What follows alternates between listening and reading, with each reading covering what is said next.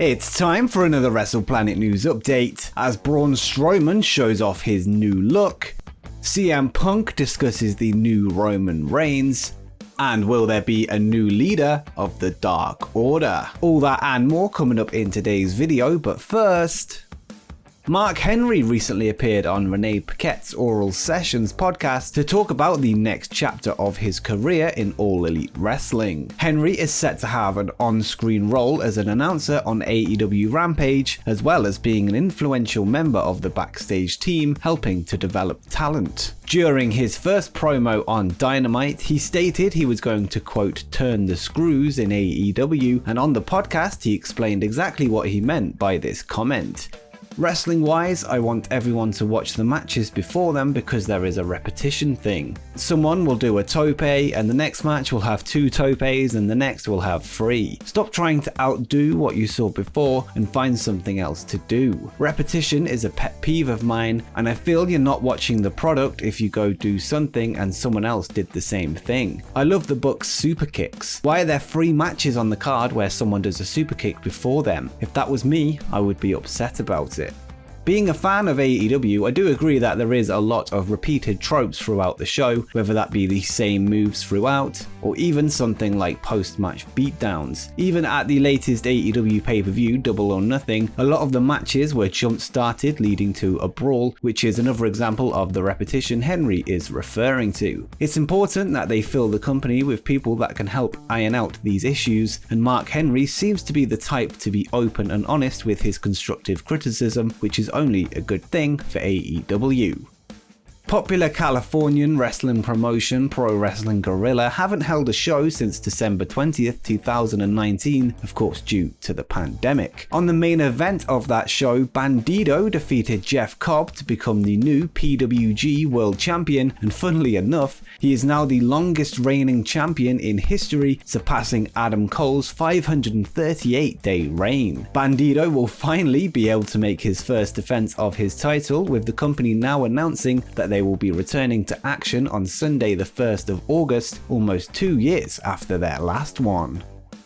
Last night on Impact Wrestling, there was a summit between Impact and AEW officials, which saw Don Callis, Scott D'Amore, and Tony Khan meet in the middle of the ring to discuss the possibility of adding Sami Callihan to the main event of this weekend's Against All Odds pay-per-view after he defeated the #1 contender Moose last week via disqualification. It was instead decided that the main event between Impact champion Kenny Omega and Moose will be held from Daly's Place, which has been the home of AEW for most of the pandemic. The winner of this will then face Sami Callihan in the main event of Slammiversary next month in July. Callihan will be looking to win his 2nd ever Impact World Championship, having previously defeated Brian Cage in October 2019 before losing it to Tessa Blanchard 3 months later. Rather than being added to the main event this Saturday, he will instead team with Tommy Dreamer to battle the Good Brothers, who attacked him, causing the disqualification against Moose that we discussed before. In regards to the Impact World Championship match, do you expect Omega to come out on top in the main event against Moose?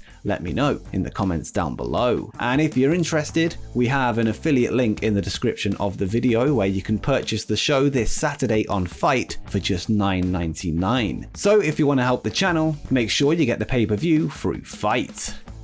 Yesterday we discussed a report from PW Insider that suggested Braun Strowman had been contacted by independent wrestling promotions to inquire about his services for future shows, with the report stating that the Monster Among Men set an asking price in the 5-figure range due to him not necessarily needing money, with him being in a comfortable position. Strowman responded to the speculation and has denied any interactions with promoters, although he did suggest that he was open for business.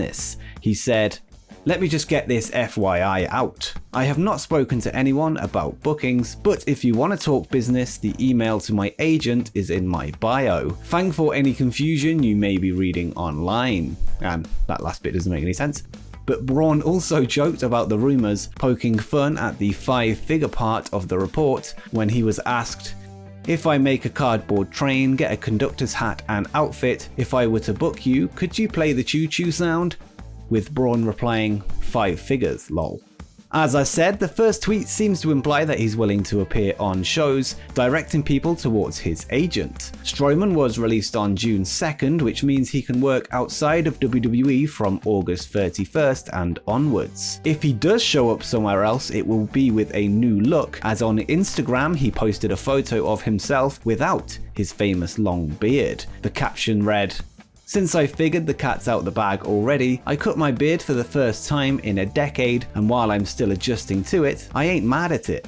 And not gonna lie, it looks pretty clean. He's had the beard for as long as he's been on WWE television and for as long as fans have known him, but now it looks like his next career path will be with an entirely new look.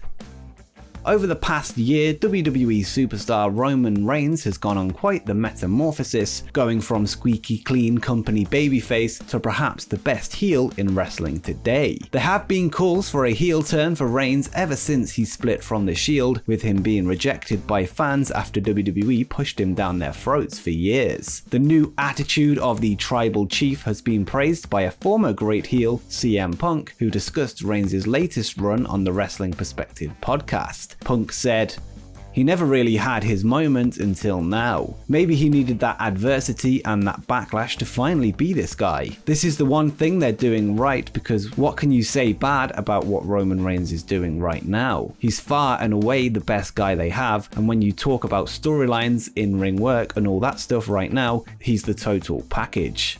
Roman Reigns has main evented WrestleMania 31, 32, 33, 34, and 37, and is the current WWE Universal Champion on the SmackDown brand. Reigns is no doubt on the best run of his career thus far, with WWE finally working out how to use him, which is a rare occurrence. What do you think of the Tribal Chief's recent run, and where do you think he ranks amongst the best wrestlers in the world? Let me know in the comments down below.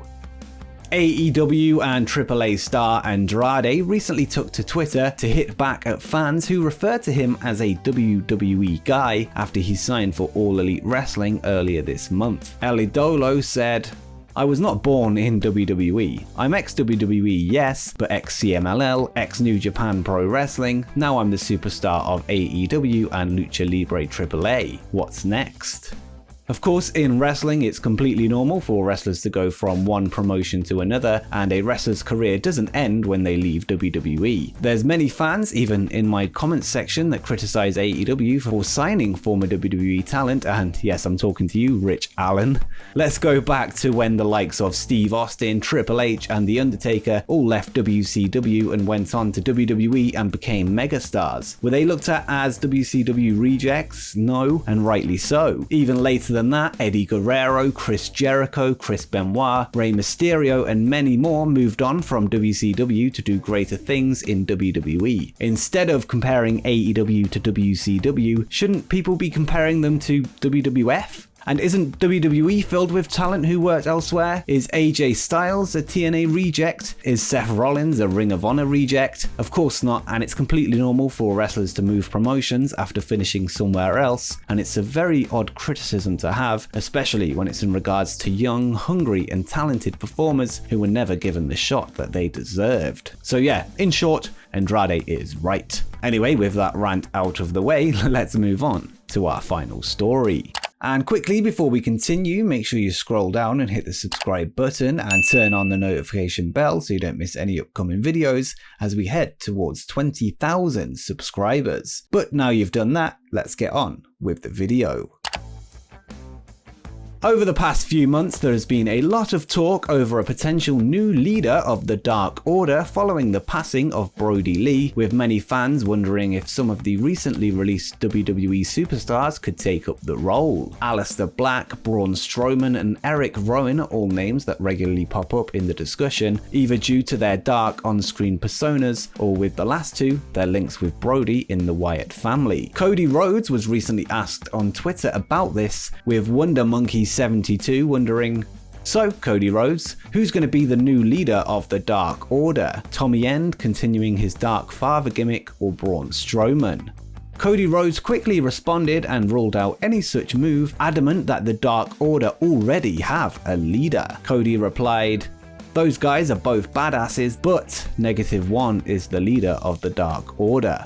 -1, of course, refers to the late great Brodie Lee's son, Brodie Lee Jr. Young Brodie has an AEW contract and makes sporadic appearances on television, and according to his mother Amanda, this is as a reward for doing his schoolwork and completing his chores. Either way, it's a nice touch from Cody recognizing Brodie as the faction's leader, and maybe one day the prophecy will be fulfilled as -1 steps into an AEW ring as a fully trained wrestler. In regards to the three names mentioned at the start of the story, Black, Rowan and Strowman would all be great members of the group, but it seems the leadership role is filled for a while yet.